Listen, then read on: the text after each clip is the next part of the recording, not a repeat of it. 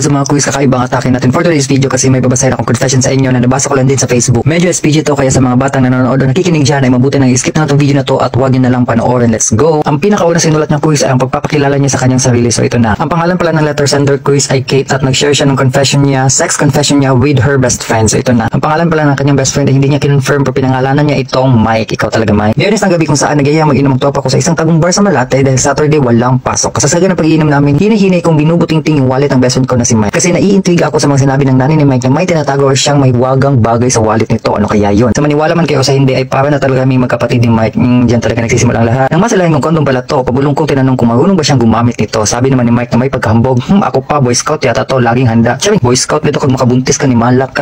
Sabay tinanong ako kung gusto ko ba makita kung paano ito gamitin. Akala ko nagbibiro lang si Mike since sanay naman kami sa mga ganitong klase ng usapan. Pero laking gulat ko na lang nang hinila niya ako para ipakita kung paano gamitin ang kondom na dala-dala niya. Dahil parang nakakalata na yung tropa, pumalag ako at sinabi ko sa kanya na mauna ka muna at susunod din ako. Sabing graduate magsugod ang tanan. After 5 minutes ng text si Mike na wala raw tao sa CR ng mga lalaki at swak na swak pa ipakita niya yung pinangako niya sa akin. Kaya hindi na ako nagpakipot pa sa bagay, gwapo naman si Mike, single. So sabay kaming pumasok sa may CR ng mga lalaki at nilak ito para walang disturbo. Imagine nakaka-hesitate at first dahil mag-best friend na kami ni Mike kahit nung nasa elementary pa kami. Sa mga nangyari para naging awkward at tila gusto na lang mag-back out ng lola mo. Kung alam mo lang kung gaano kagaling si Mike sa kissing at smacking. Nung time na yon talaga nakikipagramdaman pa kami pero wala akong magawa. Namin gustong gusto ko na pinagagawa namin. I take off the shirt at first hanggang sa maging hubot-hubad na si Mike at pinaupo ko siya sa may bowl. And guess what happened? Lumuhod habang nakaupo siya at hinay-hinay kong hinawakan ang natutulog niyang blank. Bawal sabihin. Para magising ito, una kong ginawa ay minasay ko muna, isipin mo lang ang kasunod. Gina, ko ang blank ni Mike. Kaabi naman itong si Kate, nakakainit ng gabi. At doon na napahiyaw si Mike nung halos buko ng nilamon ang kanyang blank.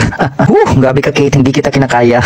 Habang busy ako sa pabublo, biglang umamin si Mike sa akin na matagal na nitong gustong matikman ang katawan ko. So after the bib, we changed the position. Imagine, ako naman yung nakaupo sa bowl at si Mike naman yung tila pumalit sa pwesto ko. He licked diligently my pussy for many times na tila natutunaw na ice cream. Because of that, nagsimula nang bumasa ang aking taho. Halos 15 minutes si Mike sa pagdila ng aking blank at hindi pa nakontento ito. Hindi nito pinagpas na dilaan din ang butas ng aking blank na siya ring nakakakiliti. Sabay tinanong ako kung gagawin ba namin ito ng paminsan-minsan. Sa haba-haba ng mga ginawa namin, he decided to use his condom at doon nabalik kami sa dating posisyon ni Mike. Umupo siya sa may bowl at niyaya akong pumatong sa kanya habang hinahanap na yung butas ng aking blank. Gabi naman kayo. Nang mahanap na ni Mike ay doon niya pinasok ang mga 5 inches na blank na ito. Sa sobrang bilis ng pangyayari, imagine he pumped so hard ng parang nagmamadali. Halos 20 minutes kami nakipagbukbakan bago siya nag-blank. After the amazing sex experience, binalot na namin yung condom sa tissue at hinayaang ma-flash sa bowl na parang walang evidence. Pagkatapos ay nagbihis na kami na tila walang nangyari. So una kong lumabas ng CR dahil medyo nahihiyan ako sa kanya. Then he went outside at may isa kaming barkada na tila curious at sabay tinanong kami ni Mike na bakit ang tagal naming nawala. Sa gulat ko ay sinabi ko na lang sinamahan ko si Mike magpalo, mabuti na lang at medyo lasing na ang tropa. After that night, bigla nang iba ang lahat. Hindi na kami nag-uusap at nagte-text man lang. Hindi namin pinaalam sa iba kung ano talaga ang nangyari sa gabing iyon. Lumipas sa isang taon na hindi na kami masyadong nag-uusap at mabuti na lang may isa kaming close friend na sobrang concerned sa amin at tinulungan kami nitong magbati. Ayun, sabi namin sa isa't isa ni Mike na let's pretend na walang nangyari sa amin. And we try to back the normal part. Pero sobrang hirap talagang ayawan ang tawag ng laman. At ayun, Cruz, di na natatapos ang lahat. Gabi tong si Kate, hindi ko siya nakakaya. Gabi ang kanotihan niya at sana ay okay ka na ngayon sa boyfriend mo. See you sa ating next story time quiz. Mag-send kayo ng mga message nyo or mag-send kayo ng mga story nyo kung meron man kayo. At see you sa ating next video quiz. Ingat tayong lahat. Stay healthy and pray buyers.